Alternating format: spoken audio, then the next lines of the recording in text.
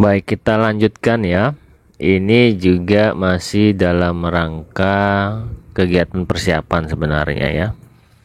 Jadi dalam persiapan ini, jadi teman-teman KPPS itu harus mengetahui ya tugas masing-masing. Jadi KPPS itu ada KPPS 1, 2, 3, 4, 5, 6 dan KPPS 7.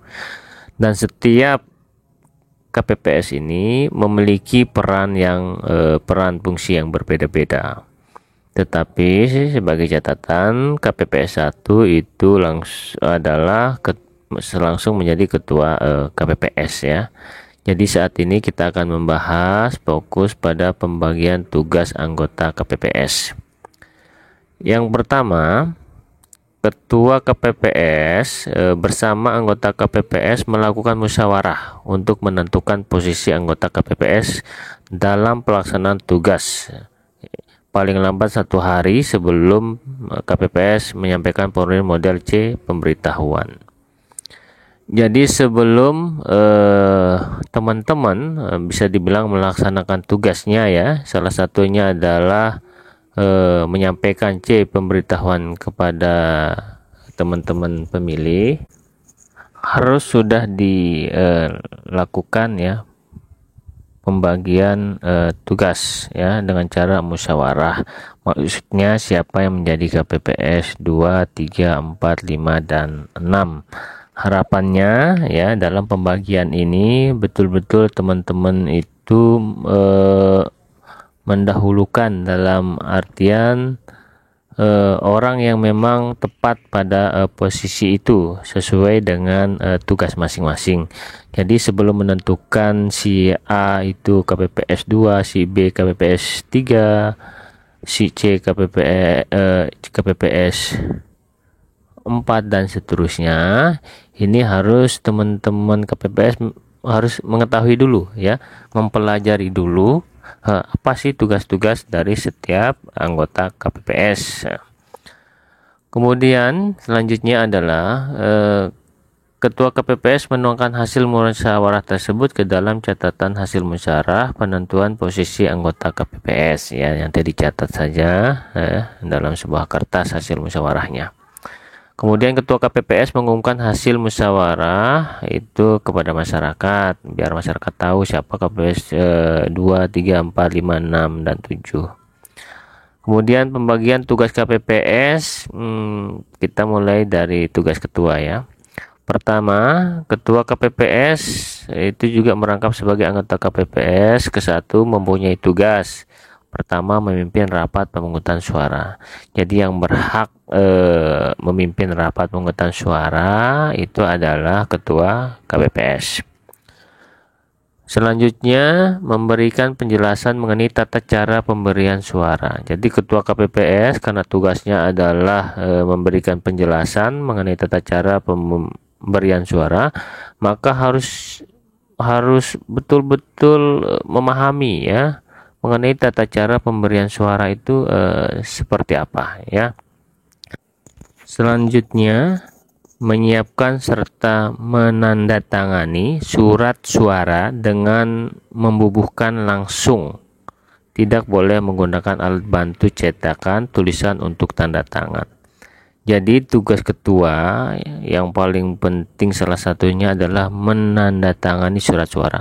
Karena tatkala surat suara ini tidak ditandatangani, maka surat suara itu termasuk surat suara yang tidak sah ya. Jadi ini harus hati-hati, jangan sampai Ketua KPPS itu lupa menandatangani surat suara. Dan ingat, tanda tangannya itu harus tanda tangan basah, maksudnya bukan tanda tangan stempel karena alasan capek menandatangani, itu jangan sampai terjadi ya.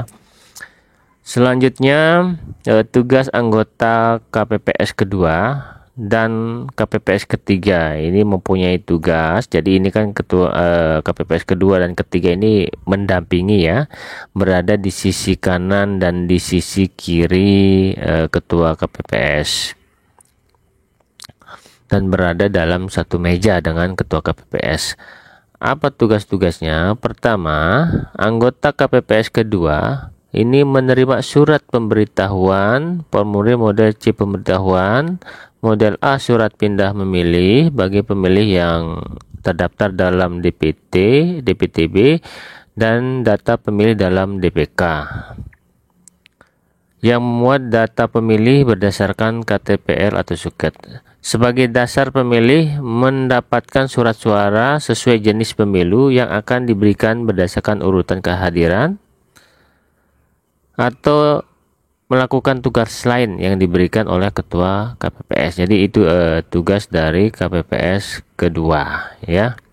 Kemudian anggota KPPS ketiga ini mengumpulkan surat suara pemberitahuan formulir model C pemberitahuan atau model A surat pindah memilih setelah pemilih mendapatkan surat suara yang akan dicoblos.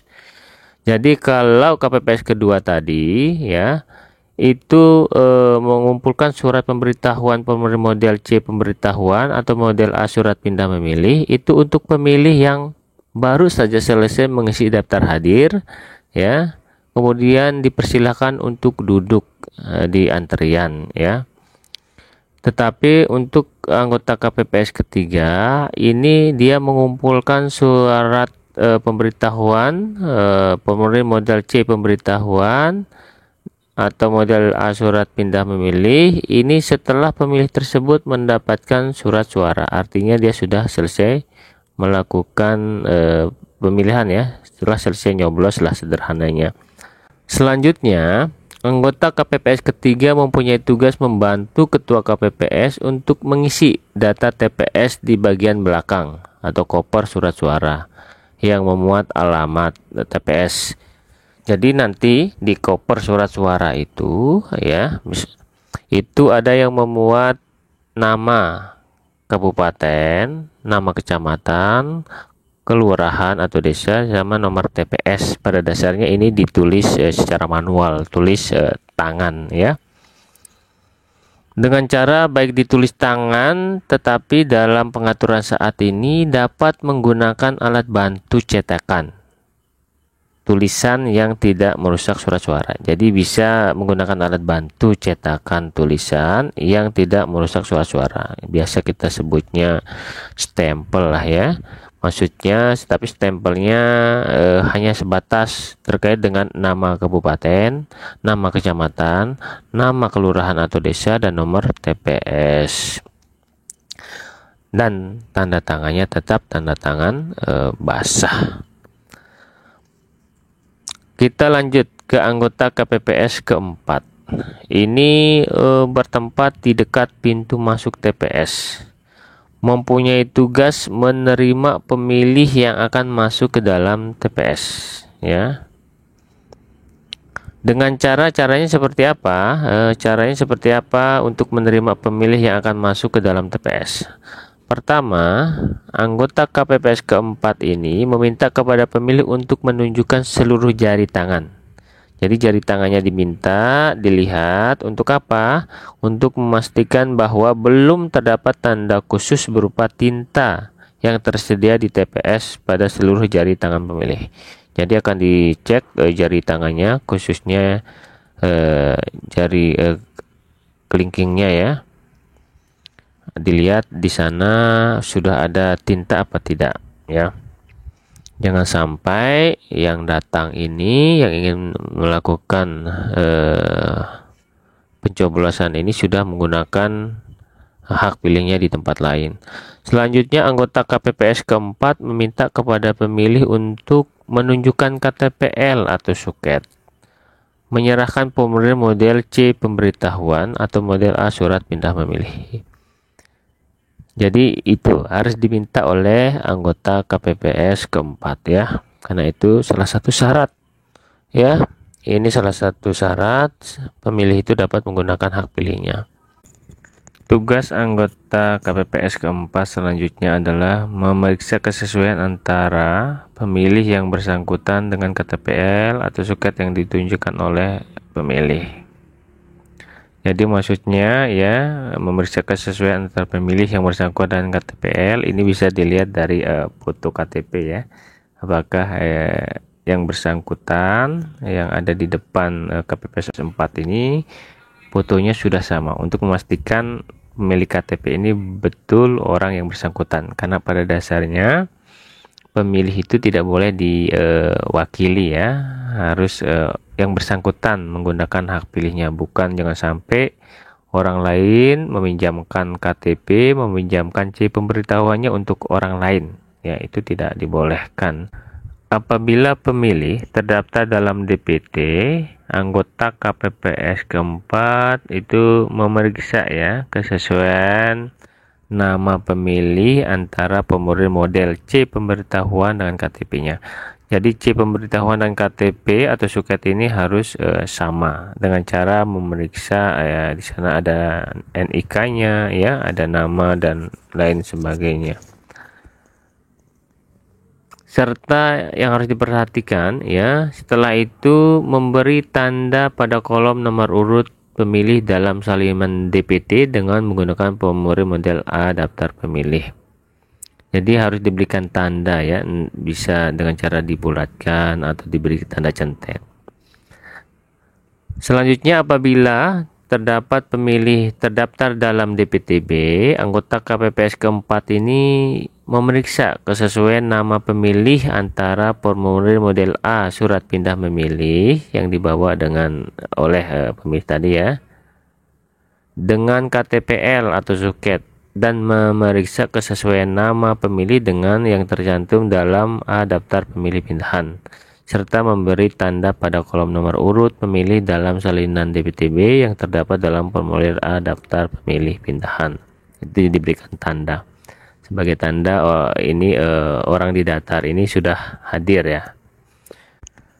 Selanjutnya, apabila terdapat pemilih yang tidak terdaftar dalam DPT dan DPTB, pemilih tersebut dapat dilayani sepanjang berdasarkan pengecekan dalam cek dptonline.kpu.go.id. Pertama, identitas yang bersangkutan yang tercantum dalam KTPL atau suket yang ditunjukkan oleh pemilih tidak ditemukan dalam DPT atau DPTB. Jadi KPPS keempat ini jika ada masyarakat kita yang datang ke TPS ya, kemudian memberikan KTP-nya, setelah kita cek berdasarkan NIK ya, dicek DPT online, itu ternyata tidak terdapat ya, tidak terdapat namanya, atau sederhananya dia tidak terdaftar sebagai pemilih baik di dalam DPT maupun DPTB. Kemudian kita lihat ya bahwa dalam KTPL yang dibawa oleh pemilih tersebut itu alamatnya sesuai ya. Misalnya rukun tetangga atau rukun warganya ini sesuai dengan alamat pada KTPL atau suket yang sama dengan TPS tempat Bapak Ibu bertugas.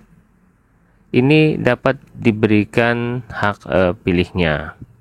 Pelayanan terhadap pemilih tersebut dilakukan dengan cara KPPS mencatat identitas yang bersangkutan ke dalam formulir model C daftar hadir DPK sesuai dengan nomor urut kehadiran. Jadi kalau tadi itu DPT, DPTB ini disebut dengan DPK, daftar pemilih khusus, di mana memang dia tidak terdaftar menjadi DPT dan DPTB. Dan ini dicatat oleh KPPS 4 sesuai dengan urutan kehadiran. Maksudnya siapa yang hadir lebih dulu berarti dia nomor urut pertama. Selanjutnya kita akan bahas tugas anggota KPPS kelima. Anggota KPPS kelima bertugas untuk mencenteng atau memberi tanda rumput pada salah satu kolom jenis kelamin, yaitu kolom L itu untuk laki-laki atau kolom P untuk perempuan, sesuai dengan jenis kelamin pemilih untuk pemilih yang telah diperiksa oleh KPPS keempat. Jadi itu tugasnya ya, dicenteng di sana ya, laki-laki dan perempuannya. Selanjutnya, tugas anggota KPPS kelima ini bertugas meminta pemilih untuk jadi pemilih ini diminta 3 hal oleh KPPS kelima. Pertama, menandatangani formulir model C daftar hadir, ya, bagi pemilih yang terdaftar dalam formulir model A Kapko daftar pemilih. Menandatangani formulir model C daftar hadir DPTB jika dia terdaftar sebagai pemilih DPTB. Yang ketiga, menulis nama lengkap sesuai KTPL dan menandatangani formulir model C daftar hadir DPK bagi pemilih yang tidak terdaftar dalam DPT atau DPTB. Jadi itu ya, salah satu tugasnya adalah meminta pemilih untuk menandatangani ya daftar hadir. Bagaimana bentuk daftar hadir? Bisa kita lihat di layar ya. Ini bentuk daftar hadir. Ini memuat NIK, nama pemilih, jenis kelamin, jenis disabilitas, kemudian tanda tangan pemilih ya. Jadi pada dasarnya daftar hadir ini nanti sudah terisi ya, seperti NIK-nya, kemudian nama pemilihnya, kemudian tinggal ditandatangani oleh yang bersangkutan. Apabila ditemukan pemilih penyandang disabilitas yang belum terdaftar dalam formulir model C daftar hadir ya, DPT, DPTB gitu ya, maka yang harus dilakukan oleh anggota KPPS kelima adalah menuliskan status disabilitas pemilih tersebut sesuai KTPL atau suketnya dan melengkapi pada kolom jenis disabilitas. Jadi kan pada dasarnya secara visual kita bisa dapat lihat ya, apakah pemilih kita ini normal atau termasuk penyandang disabilitas. Selanjutnya, tugas anggota KPPS kelima adalah mempersilahkan pemilih yang telah menandatangani daftar hadir menempati tempat duduk yang telah disediakan dan menghimbau untuk tidak meninggalkan TPS sebelum pemilih selesai melakukan pemberian surat suara. Ini juga jadi KPPS kelima juga nanti akan menentukan apakah pemilih tersebut itu pemilih reguler atau pemilih yang perlu perlakuan khusus atau pemilih yang sudah disiapkan tempat duduk prioritasnya ya. Jadi nanti KPPS 5 yang melihat apakah duduk termasuk pemilih yang diprioritaskan untuk dapat melakukan hak pilihnya lebih dahulu dan dipersilakan duduk di kursi yang sudah disediakan secara khusus atau kursi prioritas. Anggota KPPS selanjutnya yaitu anggota KPPS ke-6 ya. Anggota KPPS ke-6 ini bertempat di dekat kotak suara, bertugas mengatur pemilih yang akan memasukkan surat suara ke dalam kotak suara. Jadi ini walaupun sederhana tetapi ini menjadi kunci ya. KPPS 6 ini menjadi kunci untuk memastikan bahwa seluruh surat suara yang dibawa ke dalam bilik suara itu dimasukkan ke dalam kotak. Jangan ada kejadian sampai pemilih kita membawa surat suara ya dengan cara dikantongi, sehingga KPPS ke-6 ini bisa memastikan bahwa berapa surat suara yang diterima oleh pemilih itu juga dimasukkan ke dalam kotak. Selanjutnya tugas KPPS ke-6 ini juga dapat memastikan bahwa surat suara yang dimasukkan ke dalam kotak ini sudah sesuai dengan jenis kotak dari surat suara. Jangan sampai kotak suara presiden oleh pemilih dimasukkan surat suara untuk yang lain ya. Jadi yang bisa memastikan ini adalah anggota KPPS ke-6. Yang terakhir, tugas dari anggota KPPS ke-7. Ini dia bertugas di dekat pintu keluar TPS. Tugasnya apa? Adalah mengatur pemilih yang akan keluar TPS dan memberikan tanda khusus berupa tinta yang disediakan di dalam satu jari pemilih sebagai bukti bahwa pemilih yang bersangkutan telah memberikan hak pilihnya. Ingat ya, ya, jadi KPPS ketujuh ini harus memasukkan jari pemilih ya, jari kelingkingnya itu sampai dengan tertutup ya, tertutup kukunya ya, jangan sampai hanya sekedar diletakkan saja, jadi harus tenggelam mengenai kuku jari kelingking dari pemilih kita. Selanjutnya yang perlu kita bahas juga adalah terkait dengan petugas ketertiban. Jadi petugas ketertiban ini memiliki peran yang besar ya. Pertama adalah KPPS nanti di TPS itu dibantu oleh 2 orang petugas ketertiban TPS yang bertugas menjaga ketentraman, ketertiban, dan keamanan di TPS. Petugas ketertiban TPS ini itu memiliki tugas mengarahkan pemilih untuk menyiapkan KTPL atau suket dan pemulir modal C pemberitahuan, kemudian mengarahkan pemilih mengecek nama pemilih dalam salinan DPT atau DPTB pada papan pengumuman atau laman cek DPT online kpu.go.id. Jadi tidak serta-merta pemilih itu langsung ke KPPS 4, tapi di sini ada peran petugas ketertiban itu untuk mengarahkan, untuk mengecek apakah pemilih kita itu sudah membawa KTP atau membawa suket dan membawa C pemberitahuan. Kemudian juga mengecek ya di DPT yang bersangkutan ini terdaftar di nomor DPT nomor urut berapa dan lain sebagainya, sehingga nanti di KPPS 4 itu mudah untuk dilakukan pemeriksaan selanjutnya. Selanjutnya tugas dari petugas ketertiban adalah mengatur dan mengarahkan pemilih untuk dapat mengisi daftar hadir di meja KPPS 4 dan KPPS 5 sehingga tidak terjadi penumpukan antrian pemilih di pintu masuk. Jadi arus dari pemilih itu yang mengatur adalah petugas ketertiban ya. Jangan sampai di pintu masuk itu terlalu banyak orang dan saling berdesak-desakan, jadi diatur ya.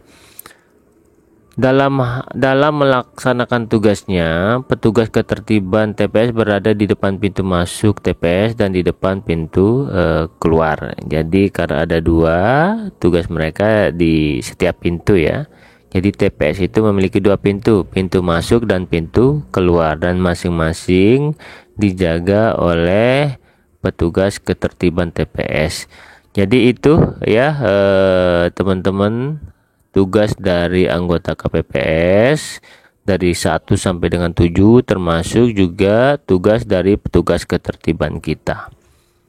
Ya, jadi itu ya tugas dari KPPS dan petugas ketertiban. Jadi kalau masih ada penjelasan tadi yang dirasa masih kurang, kemudian ingin ditanyakan, disilahkan. Mungkin ada yang bertanya. Kayaknya saya ada yang masih bingung Bang Muan. Terkait dengan penjelasan tadi kan berarti semua anggota KPPS itu harus wajib hadir gitu di TPS Bang Muan. Nah, sekiranya kalau ada satu anggota KPPS yang misalnya meninggal kah atau stroke, nggak tahu kan gimana itu Bang Muan. Oh ya, saya juga mau nanya Bang Mul. Hmm? Tadi kan teman saya menanyakan terkait dengan anggotanya yang nggak hadir. Semisal kalau ketuanya ini yang nggak hadir, gimana gitu? Jadi ketuanya yang berhalangan ya. Ya, berhalangan hadir gitu. Baik, baik. Ya, baik. Jadi pertanyaan pertama tadi dari Tantri ya. Jadi tatkala ada anggota KPPS misalnya yang berhalangan, maka yang dilakukan adalah nanti ketua KPPS ya yang akan membagi ya, membagi tugas kembali, karena kan ada kekosongan dari 7 orang menjadi 6 orang. Maka nanti ketua KPPS yang akan menentukan KPPS mana yang akan menghandle pekerjaan KPPS yang tidak ada tadi. Kemudian tadi kan ada pertanyaan lagi dari Oci ya. Nah, dari Oci, bagaimana kalau ketuanya? Nah, tatkala ketuanya berhalangan di hari H, entah itu karena meninggal dunia atau berhalangan tetap dan lain sebagainya, maka yang dilakukan oleh anggota KPPS adalah yang sisa 6 ini akan melakukan musyawarah untuk menentukan siapa pengganti dari ketuanya. Karena ketua KPPS itu harus ada di hari pemungutan suara. Karena ketua KPPS lah yang akan memimpin jalannya pemungutan dan penghitungan suara di hari itu. Bagaimana? Apakah sudah jelas jawaban yang tadi? Alhamdulillah jelas banget Bang Mul. Terima kasih juga sama Kak Gandapati karena mengajak kita ke sini untuk menjelaskan lebih lanjut. Terus? Jelas sih. Jelas ya? Baik. Jadi gitu. Dinda Alpatih ya.